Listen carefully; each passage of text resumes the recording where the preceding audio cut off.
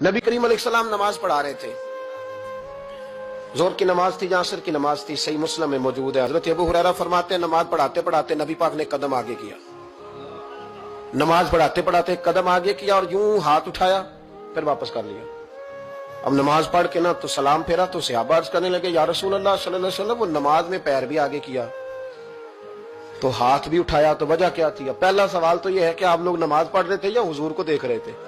तो सहाबा तो पहले ही बताते हैं कि भाई हम तो पहली साफ में नमाज इसलिए पढ़ते थे कि नमाज भी होती रहती थी और चुपके चुपके महबूब की दीद भी होती रहती थी। हुजूर से पूछा या रसूल अल्लाह, वो नमाज पढ़ते पढ़ते कदम आगे बढ़ाया आपने तो फिर पीछे कर लिया, क्या था?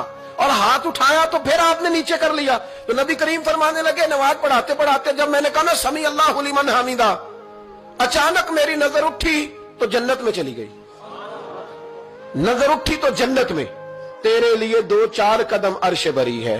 तो महबूब फरमाते हैं जब मेरी ऊपर नजर गई ना तो मैंने देखा कि अंगूरों का एक खोशा लटक रहा है जन्नत में, तो मैंने हाथ बढ़ाया कि तोड़ लूं। हुजूर खड़े हैं मस्जिद नबवी में और फरमाते हैं कि मैं यहां खड़े होकर हाथ ऊंचा करूं तो मेरा जन्नत तक पहुंच जाता है। फरमाया मेरा इरादा हुआ कि वो खोशा जन्नत का तोड़ लूं और जरा मैंने पैर आगे बढ़ाया ही था तो मेरे दिल में ख्याल आया कि जन्नत राज है तो राज ही रहनी चाहिए, ये राज खोल गया तो मजा नहीं आएगा। तो मैंने फिर वो हाथ वापस कर लिया। सहाबा कहते हैं जब नबी करीम ने ये बयान किया तो हमारे चेहरे ने तजस्सुस से खेल उठे, तजस्सुस से। हम कोई बात और भी सुनना चाहते थे तो महबूब फरमाने लगे अगर मैं वो खोशा तोड़ के ले आता और तुम्हें दे देता तुम कयामत तक भी खाते रहते तो तुमसे खत्म नहीं होना था।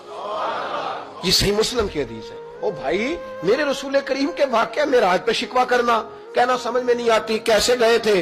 तो तू जो चाहे तो हर शब हो मिसाले शबे असरा, इसलिए कि तेरे लिए 2-4 कदम